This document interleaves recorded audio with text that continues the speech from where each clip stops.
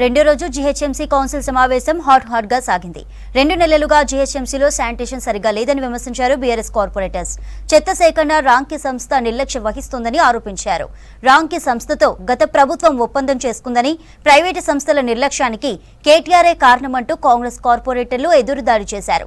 Tax వసూళ్ల అంశంపై MIM BJP మధ్య వాగ్వాదం జరిగింది. सेल्फ असेसमेंट्स को जो है बहुत सारे गरीब लोग अतराफ व अकनाफ में जंगलों को आबाद कर चुके हैं जो हमारे हुदूद में हैं, और वो नोटरीज के डॉक्यूमेंट्स को रजिस्ट्रेशन में तब्दील करने के लिए हुकूमत से नुमाइंदगी की गई थी. उस पर काम चल रहा था.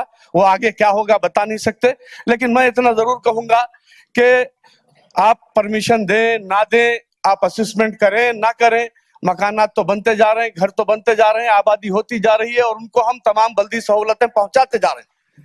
क्यों ना हम सबसे पहले सेल्फ असेसमेंट, अगर किसी 100 में एक आदमी की गलती हो जाए, किसी की डबल हो जाए जैसे अभी बताया गया, लेकिन सैकड़ों लोग उससे मुतासिर हो रहे हैं और जो है सो हमको जो है सो हमारा रेवेन्यू मुतासिर हो रहा है.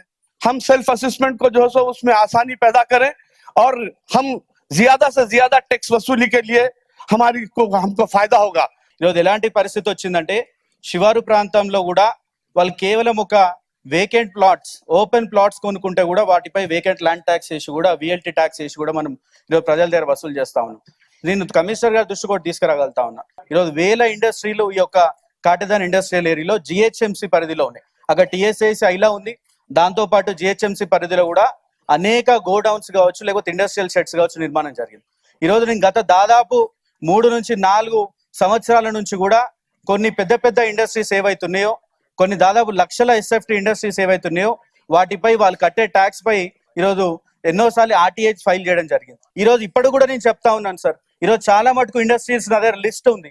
ఈ ఎక్కడ కూడా వీళ్ళు మెన్షన్ చేసిన ఎస్ఎఫ్టీలు ప్రాపర్ గా లేవు.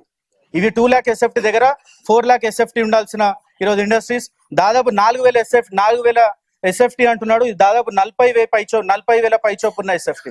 బట్ ఇవన్నిటికి కూడా కారణం ఎవరు అనేది గుర్తించాల్సిన అవసరం ఉంది మేడం. ఈరోజు నిజంగా కూడా చెప్తా ఉన్నాను, ఈరోజు ట్యాక్స్ ఇన్స్పెక్టర్లు జిహెచ్ఎంసీ పరిధిలో ఈ యొక్క ట్యాక్స్ ఇన్స్పెక్టర్లు కావచ్చు, ఏఎంసీలో కావచ్చు, ఈ యొక్క ట్యాక్స్ వ్యవస్థనే ఈరోజు అక్రమాలకు అడ్డగా మారింది అనేది గుర్తించాల్సిన అవసరం ఉంది మేడం.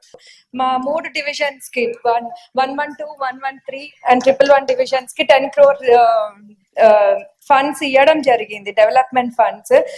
మేము దాని ప్రకారం ప్రపోజల్స్ పెట్టుకున్నాము. ఆల్మోస్ట్ కొబ్బరికాయలు కూడా కొట్టేసినాం ఆ వర్క్స్ అంతా. కానీ కొత్త గవర్నమెంట్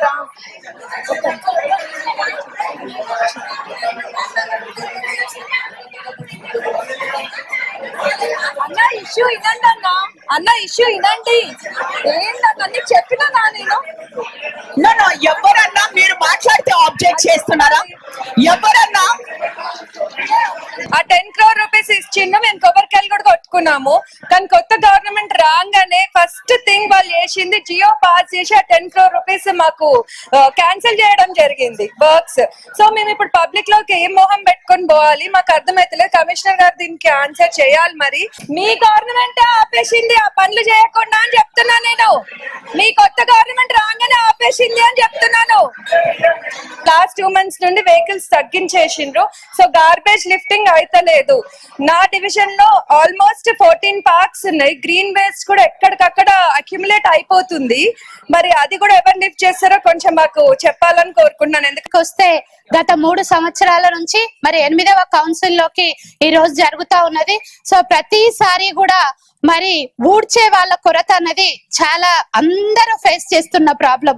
సో మా దగ్గర 5 ఎస్ఎఫ్ఏలు, వారి కింద 3 యూనిట్లు, మొత్తం 105 మంది ఉంటే 40 నుంచి 45 మంది మాత్రమే పనిచేస్తున్నారు. కమిషనర్ గారికి ప్రత్యేక రిక్వెస్ట్ మీద ఈ ఊడ్చే వాళ్ళ సమస్య తీరిస్తే మేము ఎన్నో కోట్ల పనులు చేస్తున్నాం ప్రతి ఒక్క కార్పొరేటర్ కూడా. కానీ అయినప్పటికీ కూడా ఈ ఊడ్చే వాళ్ళ కొరత ప్రత్యేక దృష్టి పెట్టాలని తప్పకుండా బేక్